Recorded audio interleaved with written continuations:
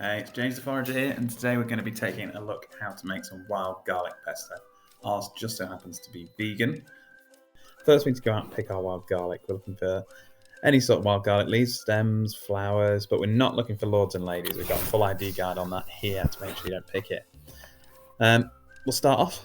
We've got the leaves. We're using about 100 grams for this. We'll chop it all, stems, flowers, leaves, all together. Just chopping it enough to get it into the blender. It doesn't have to be super fine. We're going to blend this one today. Then we're going to add 50 grams sunflower seeds. You can add pine nuts, but I like to make ours nut-free. And the flavour of the sunflower seeds, when they're blended up, goes really creamy and like a bit buttery, which is quite nice. But pine nuts is fine, walnuts is fine.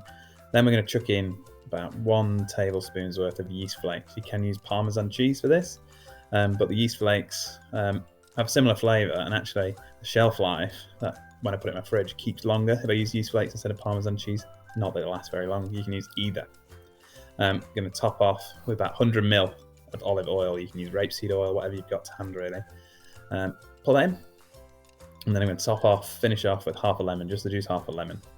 And then we're going to blend it away. So lid on, chuck it in, let's blitz it up. I want to make it into more of a bit chunky, so I'm only going to do it for a little while. If you want a really smooth one, just keep it on much longer. If you want a super chunky one, just do it in a pestle and mortar and mash it up that way. As soon as it's blended, I'll pop it into a jar, keep this in the fridge. 4 weeks maximum.